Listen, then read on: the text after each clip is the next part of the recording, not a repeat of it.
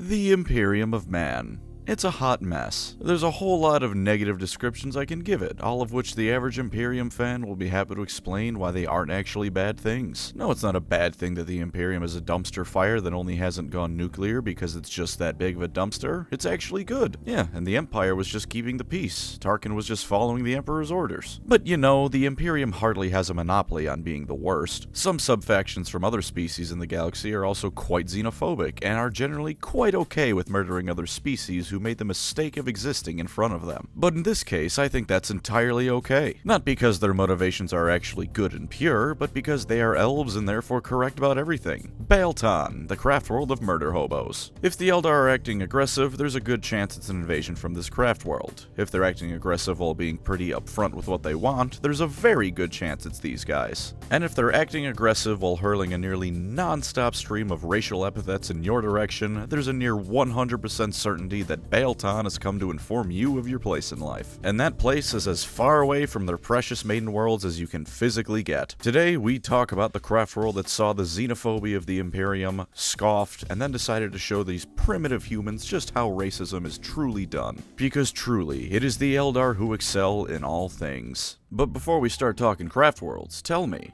do you want to be smart? Do you want to be smarter than you are right now? I should hope so, because there's always more to learn. And if you want to learn, there's no better place than Brilliant, the sponsor of this video. Brilliant is the place to go to learn math, data science, computer science, and more, with thousands of lessons and more added every month. But these aren't mere lectures, no. These are hands-on lessons designed to enhance your problem-solving skills that are far more effective at actually teaching you things. You ever have to sit through a lesson or do an assignment in school that's nothing but mind-numbing memorization?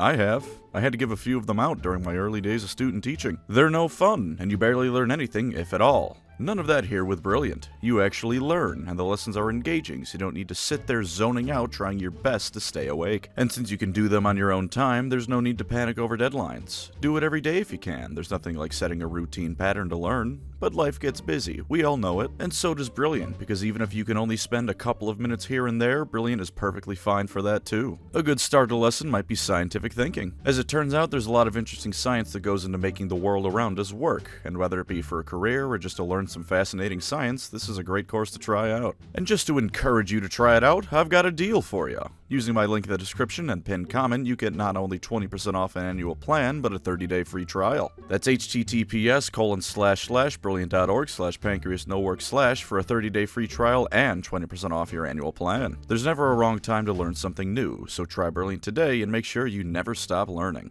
Now then, time to talk about the Eldar Imperium. BABYYYYY is an Eldar Craftworld, so it has the same origin story as the rest of the Eldar Craftworlds. The rest of their kin were getting a bit too freaky, so they decided to hightail it out of there as quickly as they could. Almost every Eldar and Eldar god was consumed when Slaanesh came into being and was feeling romantical, and then shards of Cain landed in the heart of each Craftworld and made all the Eldar go a bit nutty. Oserman and his students help introduce the path system, Eldar all calm down, everything's good again. Although in BABYYYYY's case, I'd be willing to wager they got a particularly big fragment of Cain given what was soon to come. Whereas most of the Eldar Craftworlds were reeling from the gut punch that was the birth of She Who Thirsts, BABYYYYY was ready to go. They weren't going to sit there and cower, trying to regain their senses and achieve peace and balance and all that crap. They're the Eldar, damn it. They ruled the galaxy. What could this be but one more hurdle to overcome in their long and storied history? Fortunately for them, they had a key ally in their soon-to-begin crusade, Craftworld Iyanden. There'll be some retreading from another video here, but for the sake of telling the full story, Iyanden was the other Craftworld that quickly began recovering and trying to salvage something out of the Eldar's fall. They had already provided the Eldar ample means of saving themselves during this time, chiefly among them helping to formalize the Infinity Circuits and the Spirit Stones the Eldar used to save themselves upon death as standard practice. BABYYYYY for their part didn't contribute too much in the way of practical things like that, but what they did have was a whole lot of spirit and energy ready to be thrown at whatever got in their way. And so began an alliance that, to be fair to BABYYYY, would last for thousands of years. BABYYYY handled the western half of the galaxy, while Iyanden handled the eastern half. Together, chaos was pretty heavily purged from these regions, so you can politely thank these two Craftworlds for ensuring the scouring went as well for the Imperium as it did. Horus heresied all over the galaxy, remember, and I doubt the Imperium would have been able to recover much, if at all, were it not for the effort of these two Craftworlds. The issues that would lead to their split came from a difference in philosophy.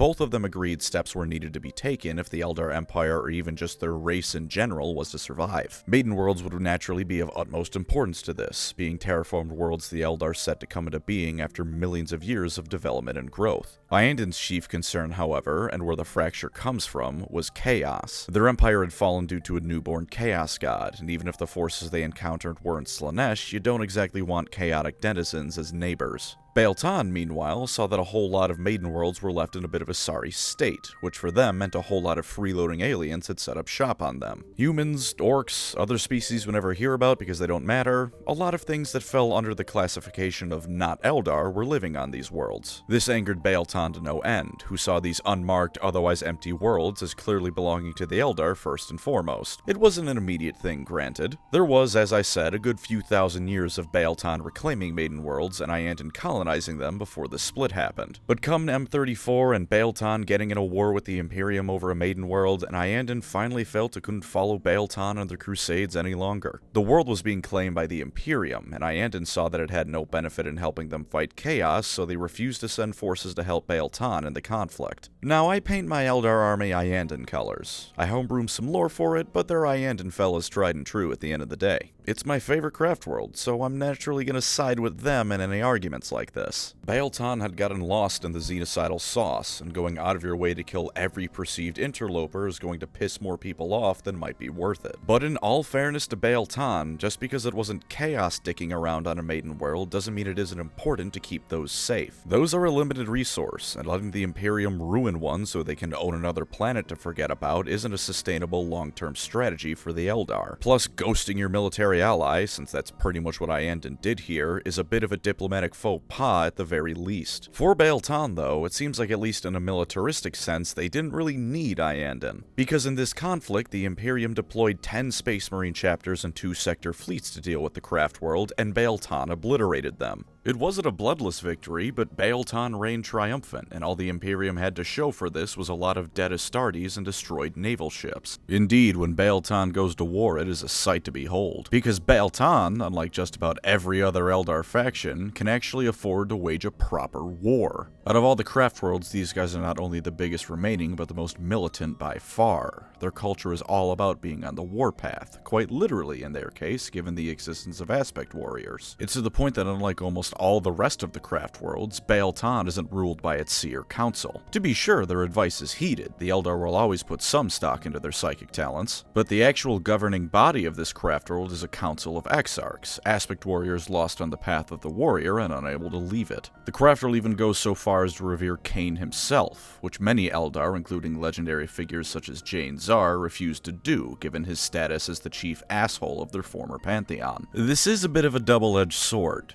On the one hand, you can be damn well sure these exarchs know what they're doing. They spend hundreds of years going to war and practicing how to do it best. They aren't going to be throwing Eldar lives into a meat grinder. Their decisions will take the Craftworld to the most effective and decisive victories. Exarchs may be lost to their bloodlust, but it's a tampered bloodlust. If nothing else, think of it this way. If you're smart with being a murder hobo, you can be a murder hobo for longer because you're not throwing yourself into pointless battles. On the flip side, they're exarchs. They're going to plot you the most efficient plan of attack possible, but suggesting that perhaps the Craftworld can solve things in a non-violent manner is going to get you some funny looks from them. To again be as fair as I can to the Craftworld that goes against what my personal choice in army is all about, there's a lot of problems in the 41st millennium that can't really be solved with words. Tyranids, orcs, chaos, you can't talk your way out of a coordinated invasion. And even beyond that, they for the most part don't go wiping out all life on every single planet they pass by, just Maiden worlds. Even then they do sometimes go like, hey, this is our Maiden world, it's time for you to leave, and offer anyone on there a way out. It's just that if you can't or won't take them up on that offer, you get murdered. And of course, while Iandan has indeed suffered terrible losses, going from the most to the least populated Craftworld, they've allied with everyone from the Grey Knights to the Dark Eldar. BABYYYY itself even sent them some forces when High Fleet Kraken was invading Iandan, so they're apparently nice enough that even BABYYYY doesn't stay that angry with them forever. As it turns out, playing nice means people will be nice back. BABYYYY, meanwhile, goes it alone more often than not, and you can make an argument that it turns their need for a massive military into a self-fulfilling prophecy.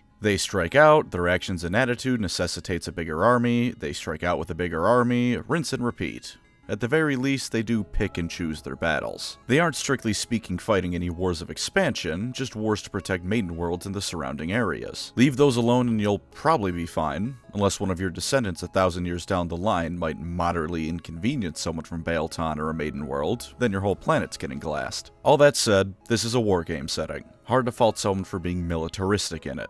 And like I said before, this has allowed Biel-Tan to easily be the least defeated Eldar Craftworld. At least that's what we're told before we get things like the Fracture of Biel-Tan, but we'll get to that soon enough. Biel-Tan isn't going to be doing anything like getting into a war of attrition with the Death Corps of Krieg. That's not happening. But their population and focus on the path of the warrior means they can to some extent withstand attrition. Many Craftworlds cannot do something like keeping forces stationed in reserve for a particular battle. It's all or nothing. What you see on the field is what the Eldar are capable of deploying. But Biel-Tan can do this. They can strike down at any area and have their losses replenished at a moment's notice. They can afford to take riskier or wider-reaching plays that might result in more casualties that other Craftworlds simply can't. I imagine it's part of why Biel-Tan is the Craftworld featured in Dawn of War. No one else could afford to wage a war as depicted in those games, with a constant stream of troops being sent in to replace those defeated. I mean, for the love of God, 10 Space Marine chapters at once? Can you imagine damn near any faction in the setting, much less an Eldar Craftworld pulling that off? They can afford to keep a battle going even after other Eldar would have called it quits. Even more than that, you know how sometimes the Eldar and Imperium like to ally in moments of desperation, like against Chaos or Tyranids? Biel-Tan will also do that, except if they feel the need or desire, they can also immediately switch gears into attacking the forces of the Imperium the moment the other threat is dealt with.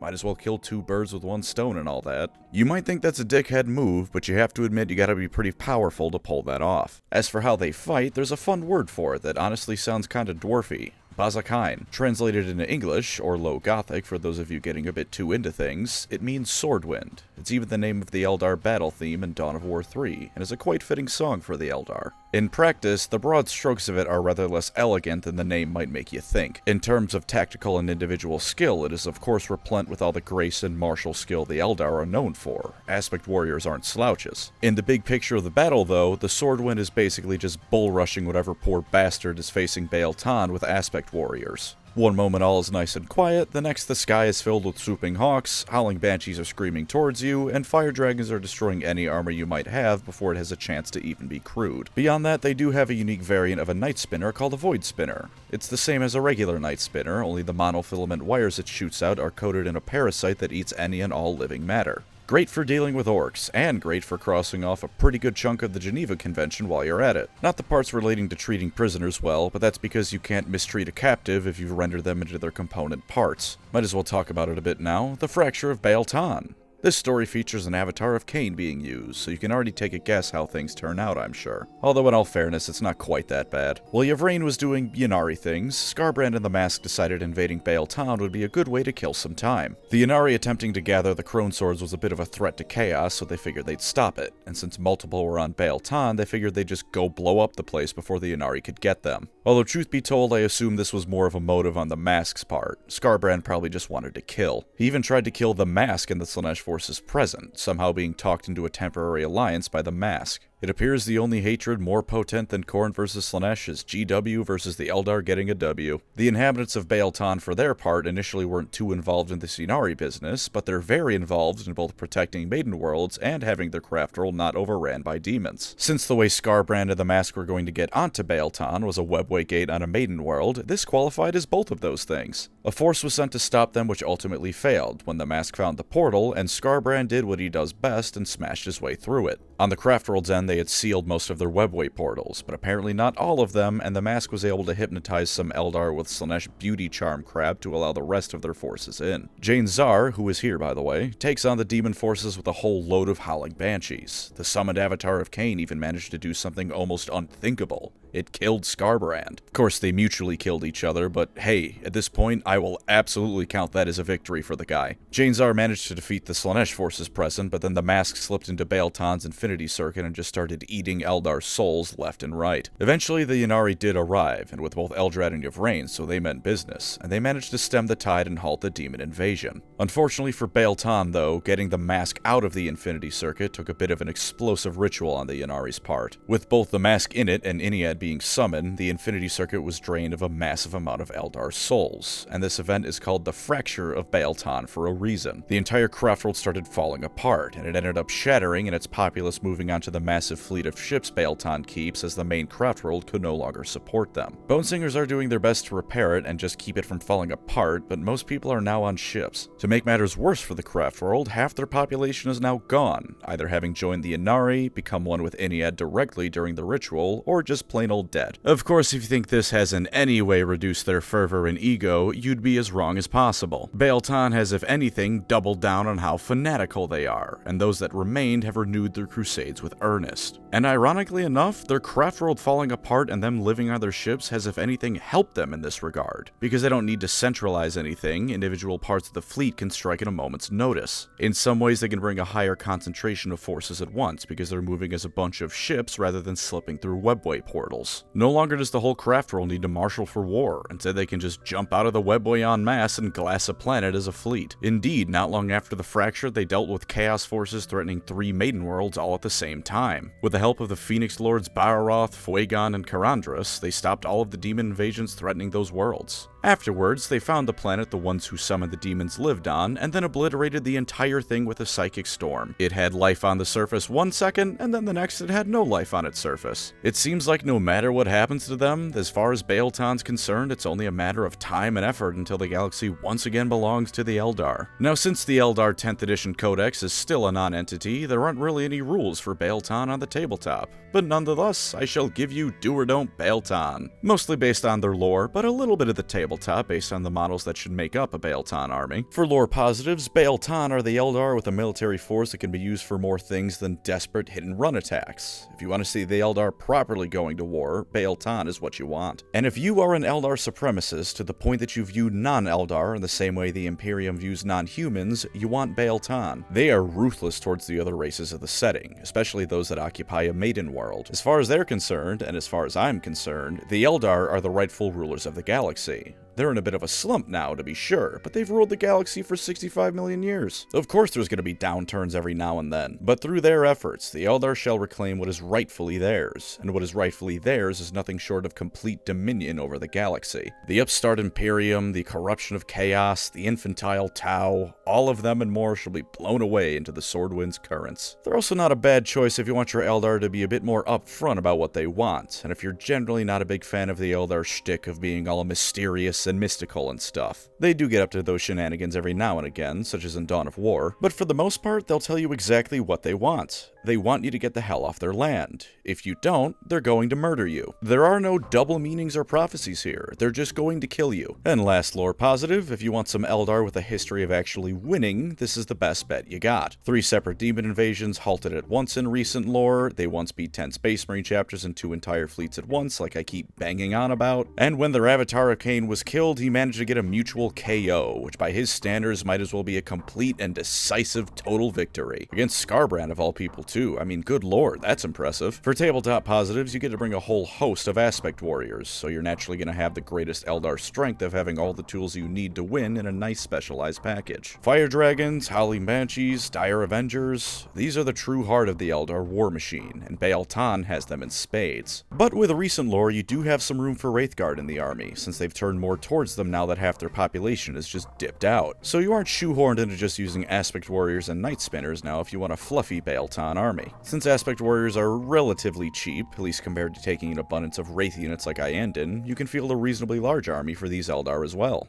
That's right, ladies and gentlemen. Playing an army of Biel-Tan gives you the potential to actually outnumber your enemy, much like they have the potential to in the lore. For lore downsides, your Craftworld is currently ripped apart and spread out across the galaxy. They do travel together for the most part, but you are in the strictest of sense no longer actually a Craftworld. Half your population is dead or hitching a ride with the Inari, so the total capacity of Biel-Tan to wage war has been severely hindered in some regards. They can be a lot more hit and run now, and their efforts in protecting maiden worlds has gotten them some new recruits from those places in recent times, but there's no denying this faction is on the back foot for now. If you also want something a bit more reasonable, you will not find that something here. BABYYYYY hates you for daring to think you can claim their galaxy, so if diplomacy is part of your vocabulary, it's best you look elsewhere. They're like aggressive isolationist fallen empires in Stellaris. Your options are either don't come anywhere near them or get obliterated. For tabletop downsides, since BABYYYY is all about aspect warriors, they're naturally going to have the exact same weaknesses as aspect warriors. You've got toughness 3 across the board, so a stiff breeze is going to knock your army on its ass. And of course, if one of your units is out of position, the Swordwind is going to be closer to the Butterknife Breeze for how effective it actually is. You can't march wraiths up the table with zero thought like Glorious Iandin. You need to actually think about where your units are going and what they'll be facing. And of course, you're buying Aspect Warrior models. Sometimes this isn't bad, like with the Howling Banshees and Jane Czar. Those gals have some good models. Other times, it's like almost every other aspect and they're missing Phoenix Lords, and your models can drink, drive, and run for the House of Representatives in the United States, they're so old. Topping it off, being a larger Eldar army means you gotta buy more models, which means more time and money on all the stuff that falls under. The models themselves, assembly, paint. The Swordwind does not come cheaply.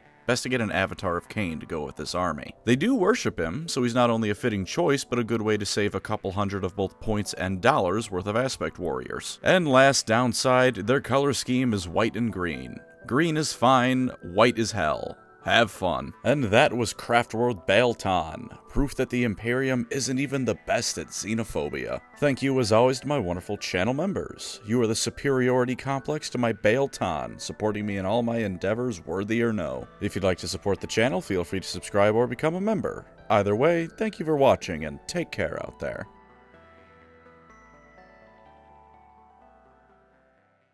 She bail on my Tan till I Craftworld. No, I can do better. She bail on my Tan till I Swordwind. She bail Tan, she Tan bail, me when she bail on my Swordwind, Tan, she when, me when you're bail mom. I want to fuck an Eldar.